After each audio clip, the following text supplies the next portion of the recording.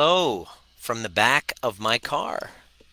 I am here in Tofino, British Columbia, and I really wanted to share the revelations of a call that I just had. Welcome. If you're just jumping on right now, give me a hashtag replay if you're watching the replay. This is a very intimate setting in the back seat of my car, you and me in the back seat of my car. Hello. Welcome if you're brand new to the community. My name's Dr. Nima Rahmany. I've been a chiropractor for the last 20 years, intrigued by the fact that relationship breakdowns and unresolved trauma and grief within relationships in particular spill over to your health and well-being. So if you're dealing with chronic illness, chronic pain, and you've gone to all the doctors, this is the final kind of missing piece, what I've observed. And when I discovered this in my practice, I had been practicing for about 15 years, I slowly started to create workshops and teach people the fundamentals of nervous system regulation, self-regulation, and co-regulation within relationships, healing relationship wounds, healing our emotional injuries because they very much impact our physical. What's up, Leslie? How you doing? Let me know first of all where you're signing in from because this is going to be a very hot topic. I really want to share this with you. Leslie, this is going to be very interesting to you as well. You knowing my history as well in within toxic relationships. Basically, I had been unknowingly, and I don't like to use the word, but I use the word toxic relationship because everybody understands. Most people have been in one. Usually based on a trauma bond, based on an unresolved wound. You get involved in extremely high highs and low lows, lots of arguing. You know, two little children battling one another, and extremely high highs as well, usually passionate as well, becomes toxic. And I was in the midst of that and going through my healing journey personally. My number one goal in life a couple of years ago was I don't care whatever distance I have to travel, whatever price I have to pay, I want to create a healthy, secure relationship. That's all I care about. And I stopped distracting myself by helping other people, becoming Dr. Nima, all that shit. I put it aside. And then I just went inside and really learned about attachment trauma. I really learned about nervous system regulation. I really learned about why I was falling into the exact same patterns with different relationships, and each one was getting a little bit more toxic, as you say.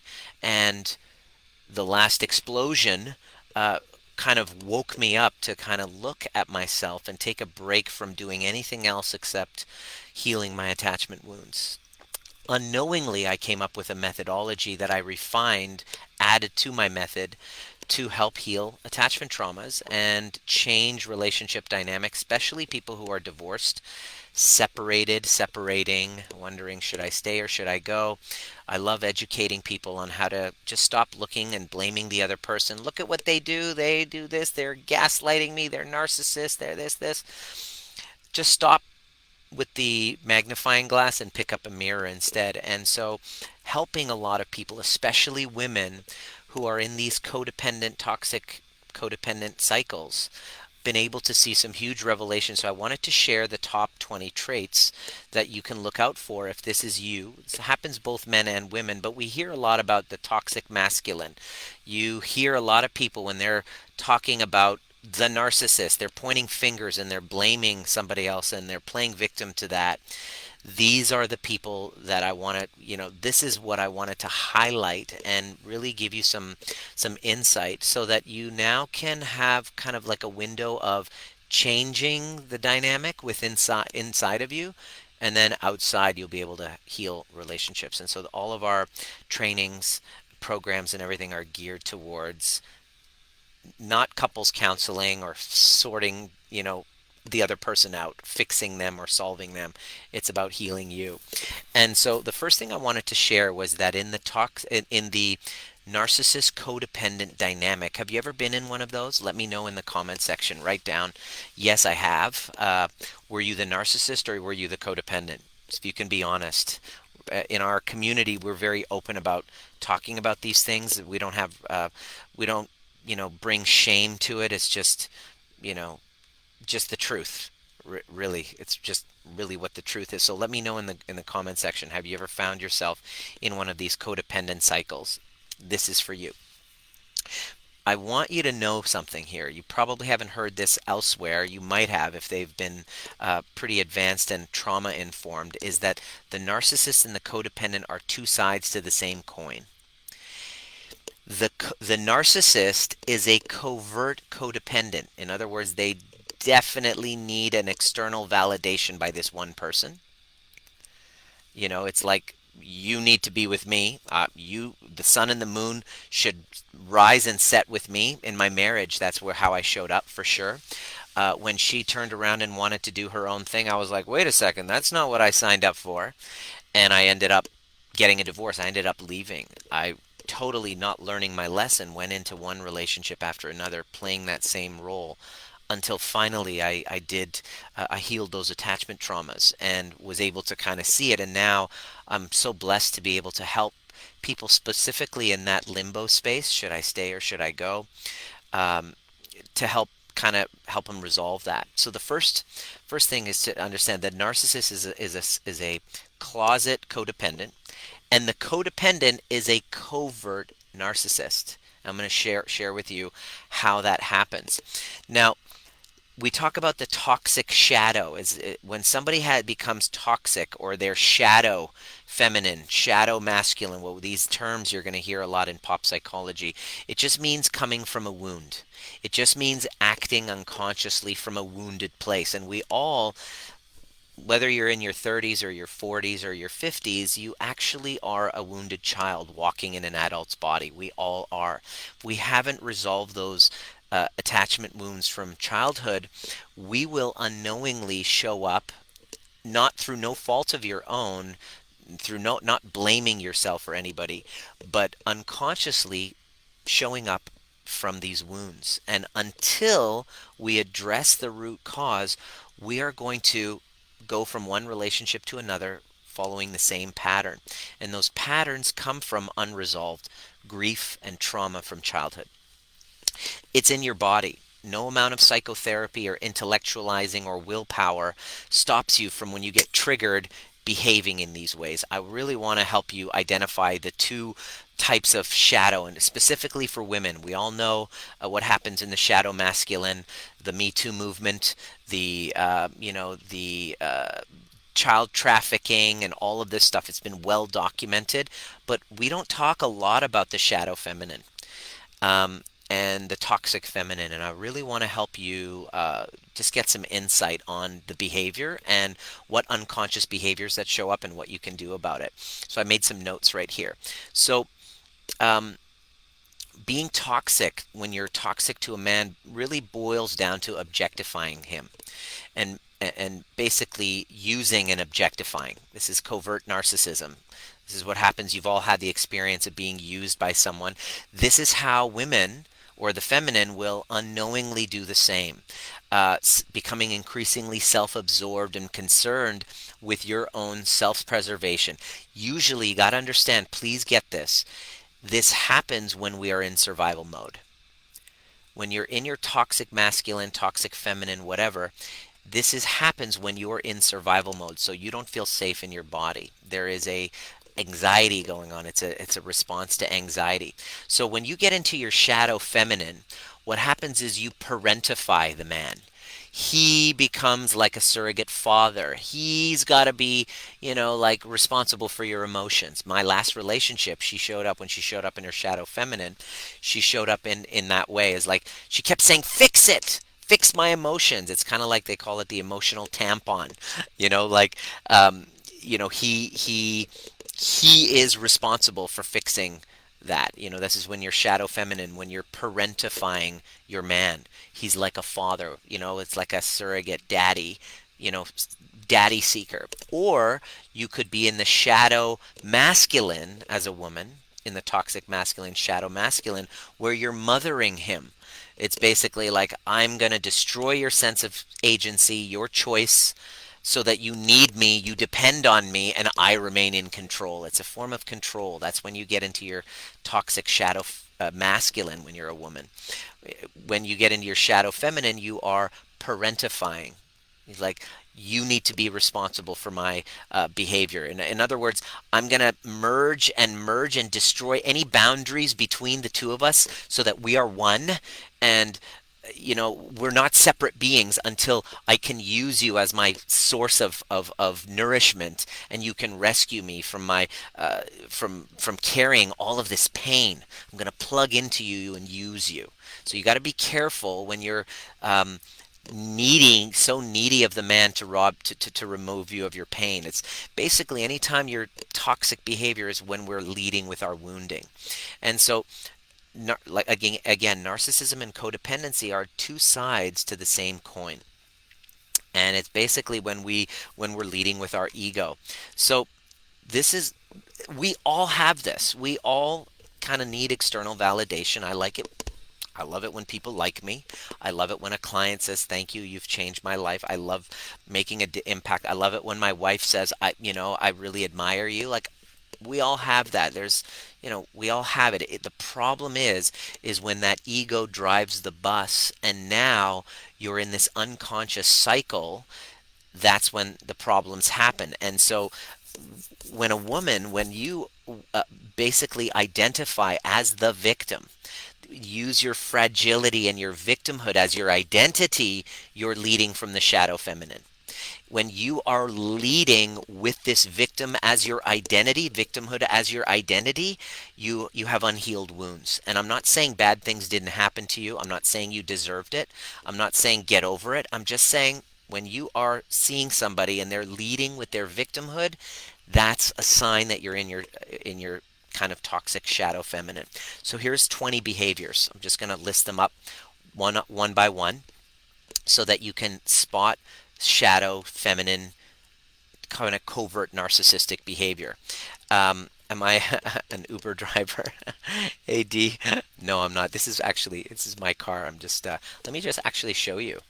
Um, I'm at my Tofino Airbnb. We are just about to this kind of my wife and I's last trip before the baby, and then I don't know when else I'm going to be able to have another. We're going to go on a trip together because all hell breaks loose. She's due on October the 3rd, so this is kind of our last little trip, and of course it's a working trip for me. I'm constantly I can work from anywhere, so I'm glad you're here, Leslie and Dee. I love you both. Um, Number one sign: when you feel entitled, when you're feeling or acting entitled to his money, time, and attention, usually comes out very early on when he doesn't respond to your texts.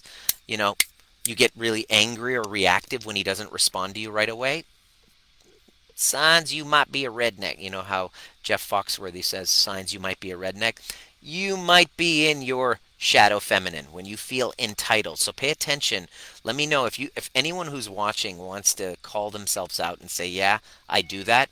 I would give you mad respect because this is about dissolving shame. So if you can own it, that's the first step to healing it. Number two, a lack of awareness and appreciation for the value that he provides. Constantly criticizing him, blaming, nitpicking. Nothing he does is ever right or ever good enough. If you're noticing that or you're getting that feedback from him, chances are you're in your shadow feminine. Um, Number three, not respecting his boundaries or violating his boundaries, where he says, "Please give me space." This was me in my last relationship. "I just need space. Please get out of my face." Coming in, and so it was just, and then it would just fucking explode. I'm like begging for space, and then she would run right in my face like, I'm just letting you know, I did not respond very well to it.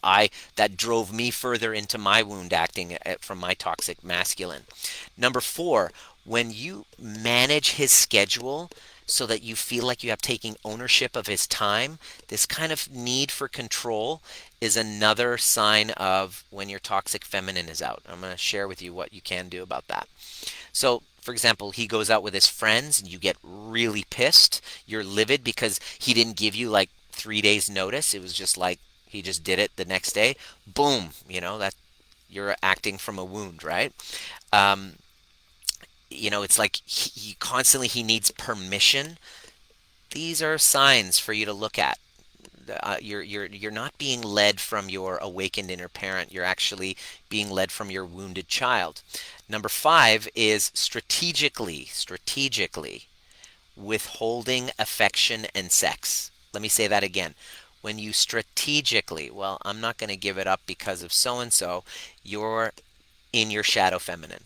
This is covert narcissism happening. I'm not saying you should just give it up every time. No, I'm just saying when you're being strategic and manipulative about it, you're not leading as your functional adult self.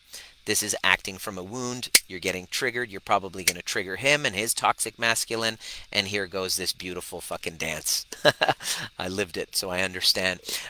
Number 6, here's a big one. I see this. Ooh, it breaks my heart when I see this. When you undermine him in public, for example, making jokes at his expense in front of others, or making him look foolish in front of his friends and family and coworkers. Let me know if you do that. Jen, I know you used to do that, not so much now. We've been working with you for a while. You have like literally been dissolving that toxic feminine and your functional adult has been coming up. It's been amazing to see. Jen got on a call with me and her husband. She's like, my husband's never going to go for this. He's never going to let me do your programs or anything like that. I got on a call with him, and he was like, let's do this. And he's absolutely thrilled, if I could share, with the results so far. It's a work in progress. There's no finish line, but he's pretty stoked about it. It's really great to see that, Jen. So when you notice that you are undermining him in public, that's a good sign. Number 7 is when you resent his happiness when it comes from sources of people that aren't you. When other people bring him happiness and you react to it and you resent him for it, that's a sign from your shadow, wounded feminine, toxic feminine, covert narcissism showing up. Wise for you to look at it. We all have it. I'm not blaming you. I'm just saying notice. Be able to call that out. Number 8, belittling his hobbies. Ugh, you and your fishing. You and your golf. You and your fucking golf. One of the clients we're working with, his wife is really hardcore about that golf trip, and she just categorically ticks off all of those things that are happening, and is extremely gets triggered and belittles his hobbies and interests in order to isolate him from his truth, okay, and to undermine his sense of self. This is covert narcissism, you know, or it could be overt. Overt narcissists can't see their narcissism; they deny it and they defend it. Covert is like, ooh, shit, I didn't know. I fucked up. I did that. Right? So there's the ones who are overt won't be able to identify this behavior or call it out. Number 9. Number 9, let me know if any of these resonate with you. Number 9 sign that you are in your toxic, wounded, shadow, narcissistic, covert, narcissist, feminine. Number 9 is when you don't have any hobbies of your own. You don't have friends, relationships outside of the relationship. He basically is the sun and the moon and the stars, which your solar system revolves around. And you're just, even if you do have all that stuff, you're not really engaging in it because your mind is completely focused on that. You might be in your toxic feminine. All right? You might be a redneck, as Jeff Foxworthy says. So, number 10. When you notice yourself creating no-win scenarios unconsciously, you are in your toxic feminine. Uh, you know, disparaging his career, but then competing with it at the same time. It's like you're like putting his career down, but then competing at the same time. That kind of thing. That's like a no-win scenario. You're basically shooting yourself in the foot. When you're in that situation, a healthy relationship is not possible, and you're probably going to play victim to it when you're in your toxic feminine. But that's you're making it impossible to create a healthy relationship for yourself. Number 11. This is common when you have this scenario when he's provided a lifestyle for you. You're enjoying the lifestyle. He works hard to provide, and then complaining that he doesn't spend enough time with you. uh, when you're it's kind of that entitlement, right? And you're you're complaining he's not emotionally present and available to you. You know, he's not available to have like a 3 hour sexual escapade with you and judging him for it. Doesn't do enough around the house because he's working his ass off to provide, but then you're constantly, instead of first leading with gratitude, you're leading in the shadow. You know, that's not going to help you very much. Tam, I'm glad this is resonating for you. Now, number 13, sorry, number 12, number 12 sign that you're leading from your toxic feminine wounded self is that when you're using language that wounds his masculine core and attacks his manhood in like a very demeaning, disrespectful way, like you're inadequate, you're incompetent, you're impotent, you're disappointing, you're a fucking failure, you're a pussy. Okay? When you're leading with that, you're in your toxic feminine, and that's not going to give you the outcomes that you're really looking for and that you deserve, which is a healthy relationship. You shoot yourself in the foot. All right, let me know if any of these are resonating with you. If any of this is resonating with you, let me know. So number 13 is telling him he's not a man. You're not a man. You're not a man. When you're in that, you're in your wounded feminine. And there's some work for you to do. Number 14 is when you say things that you don't understand really hurt him to the core, because men often show their love in different ways, right? Providing. Sometimes if they didn't get emotional attunement, I didn't get emotional attunement from my parents. I did not. They don't know what it is. I was raised by narcissistic parenting. And I'm not playing victim, I'm just stating a fact. It just wasn't, children weren't meant to be really heard. They were meant to be seen but not heard. That's how your parents were raised. Likely your man was raised that way. So telling him you don't even care, you don't even care about so and so is very hurtful. You know, you're taking advantage of his lesser capacity to process and express like emotions, and you tell him, you tell him what he does and doesn't feel. Ugh. How does that feel when somebody does that to you, when they're telling you how you feel or not feel? It's so invalidating, and that's basically coming from the wounded feminine. And I really want to help you.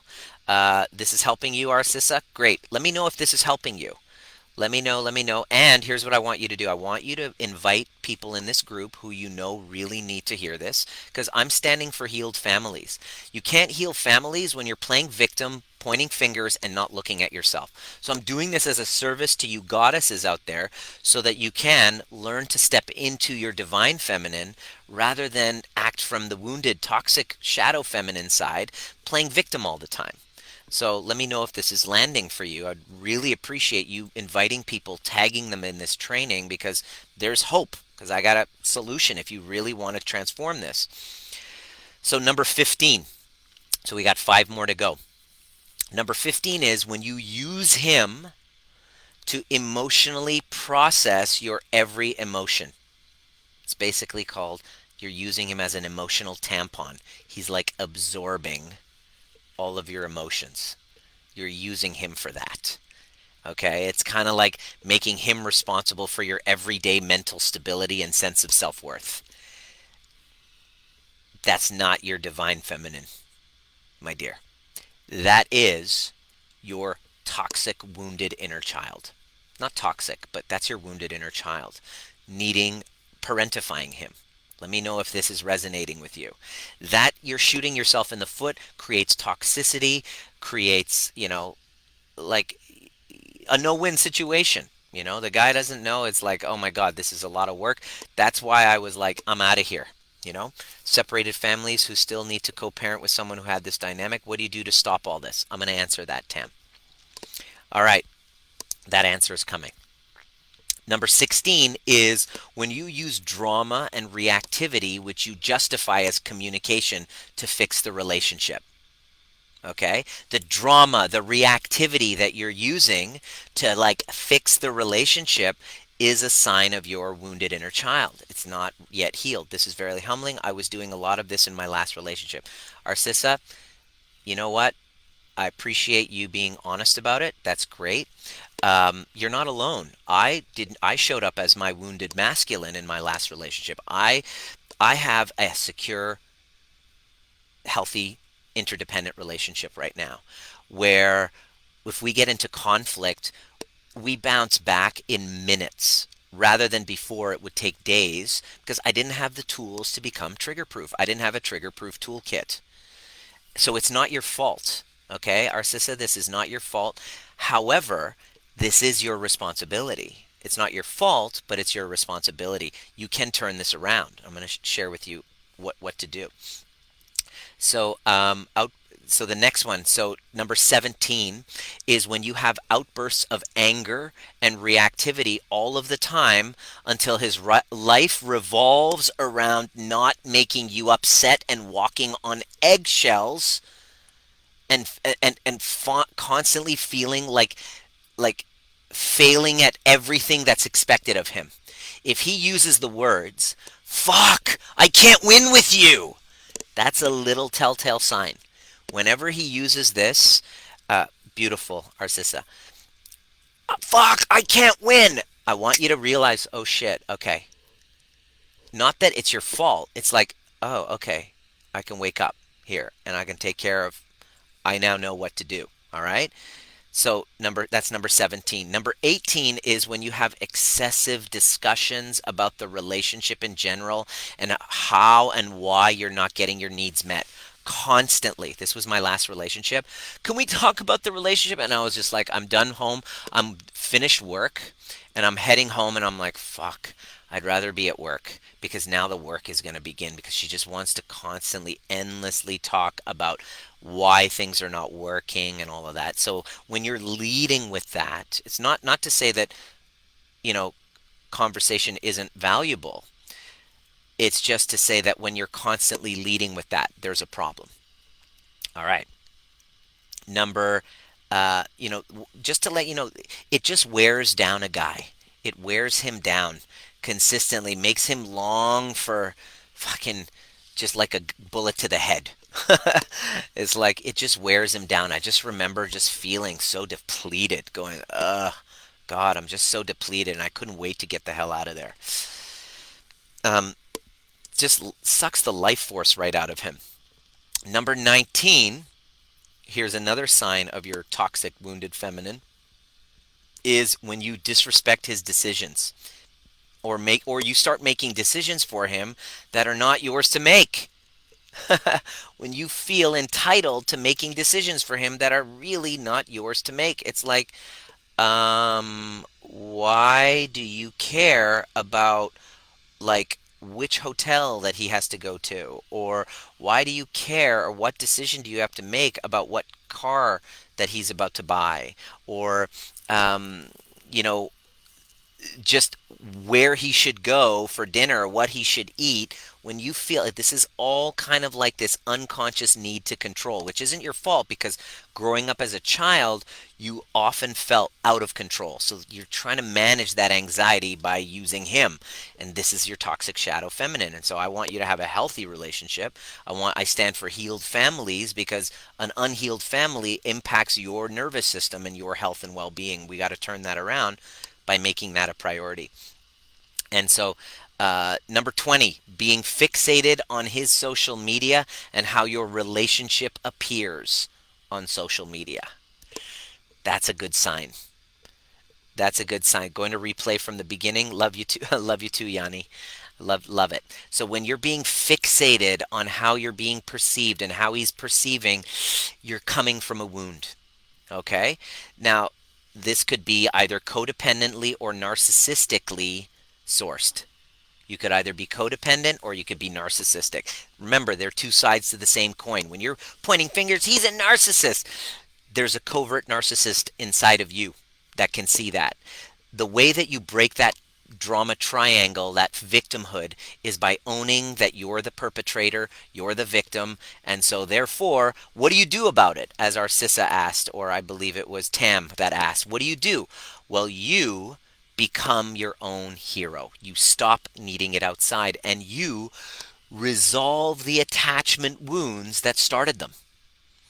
You learn how to become trigger proof. You sharpen your trigger proof toolkit. And I know he needs to do his work. And I know he's got toxic shadow masculine. I am well aware that that's where he's running the show. But to try to fix him and rescue him and solve it for him is a losing battle. You will not win. You will not win if you make that a priority. You will not win if that becomes your MO.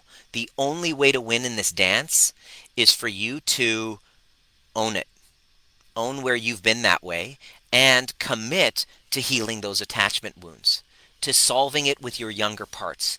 There are younger parts of you that didn't get seen, didn't get heard, that experienced trauma with a capital T, bad stuff, or trauma with a small t, stuff that you wouldn't even know is traumatic. Look at my last post on 8 signs of trauma that are normal common human experiences but you wouldn't know. Those things are not just an intellectual thing you can psychotherapy your way out of. They're in your body, and they must be dealt with at a body-based level. And so that's what becoming trigger proof is all about. All of our events are designed to help you get to the core wound of it. And that's what is going on this weekend. We have the overview experience this weekend coming up on Sunday here in North America. It's bright and early Monday morning. Yanni, you came to the overview experience, so you know what it was like, what it did. Make sure you share what it was like for you. But I have a link here, and it is 5 hours where we identify what your trigger is, and we go back and we find the root cause. And we do it in a community setting, and they're sharing, and you'll see that you're not the only one. You'll see that this is not like just you, that we all are in this together. And what happens is when you start to heal those attachment wounds, you're now able to leave a relationship that isn't serving you, or in many of our cases, like in Karen's case, uh, her relationship got better than ever. In Melissa's case, she was the codependent. She was he was the narcissist. There was infidelity, and lo and behold, after healing those attachment wounds, she completely transformed the relationship. He started doing his work, and holy crap, like she's like in another world. I just got on a call with her a couple days ago, and she's like, our relationship has totally changed. So in that limbo phase of separation, should I stay, should I go, this is the answer. You basically learn the tools to heal those attachment wounds. And so that's coming up this weekend. I have a link here, and the way it starts is we identify your trigger. I'm just going to drop it in the comment section. Watch the video that I give, and the link. Watch the video. Click on that link. It takes a couple seconds to open up, and just watch the video. Read the text. Go on my Facebook page and just read the testimonials of the people who were scared. Yanni almost didn't do it because she was worried about finances. She was worried about investing. He's never going to go for it. He doesn't approve. I need permission. She almost didn't do it because of that. And she jumped in through her fears and had a profound transformation and saw a complete shift in her relationship instantly, right away. And when you heal those wounds, all of a sudden, you start to create the space for a secure relationship. Your codependency turns to mutuality. Your fear of abandonment turns to confidence, clarity, courage. And essentially, your coping skills for anxiety become transformed. And this is the way out, because your shadow feminine and your covert narcissism are all because of a lack of safety in your body. And we can't just talk our way through that. We can't get your husband to do that work for you. This is your work to do for you, or your wife. Works both ways. It totally works both ways. Yes, you almost didn't do it, and yeah, I'm so grateful that you did, and I think it saved your husband's life. That's basically what he told me. And so I'm inviting you to join us, and send me a DM of your story. If you haven't watched our trigger proof training where Yanni and Dusty's story are there, let me know, and we have a little promo code that makes it free for a couple of hours. You're on the fence and you need more info, that's fine. Otherwise, just fucking jump in and join us on Sunday and learn the tools. Let me know as well, which of those 20 do you resonate with the most? I want to hear from it. And number one. Number two, What would be possible for you? Grateful for you too, Yanni. Um, what would be possible? What do you want to create in the next 6 months? I know you might be stuck in your relationship, but get your head out of your ass for a moment and look and go, all right, where do I want to be? And what's stopping me? What internal disconnections do I have from myself where I don't love myself? Am I Are those parts of me showing up in this relationship? Yes, he's got his work to do, but you can't delegate self love to somebody else. When you're ready to actually learn how to truly love yourself, learn how to heal those attachment wounds, learn how to empathically communicate with others, learn how to show up, being able to set healthy boundaries, not from a wounded place of boundaries. I really, really, I look forward to many of you are already joining us on the weekend. I can't wait. It's 5 hours that literally will transform your life and get you started in the process because it's a process. We're constantly doing the healing work of our attachment wounds. I really would love to see you. Let me know what landed for you today. I'm glad that this landed. Uh, I stand for healed families. The reason why I'm doing this is because I have a baby that's coming. My number one priority is to create a healthy and safe environment for my child to grow up in, feeling seen and heard, and not being at the effect of all of my traumas. Because unknowingly, without me taking on healing my attachment wounds from my primary caregivers, my parents, I'm going to be dumping that onto my child. And that's what's happening with us. We're dumping it onto our children. And what would have happened to you if your parent just said, you know what, while you're young or what before you were born, I'm going to take the time and the effort and heal my own attachment wounds. The root cause of all of this kind of toxic behavior, I really really want to heal that and make an impact on my kids' lives. Imagine if your parent did that. This is the opportunity for you to do it. And I really look forward to sharing these tools with you. It's going to be a blast. And I'll see you at the next. Please invite people into the group who you feel really need to hear this, who are kind of in a limbo state. They're finding the same patterns in relationships, in their arguments, and they just are ready to end that pattern and to start creating healthy interdependence. Invite them into this group and tag them in this video. I'd love to get them this information. See you at the next perfect time, and I'll see you guys on Sunday that are coming. I can't wait. It's going to be fun.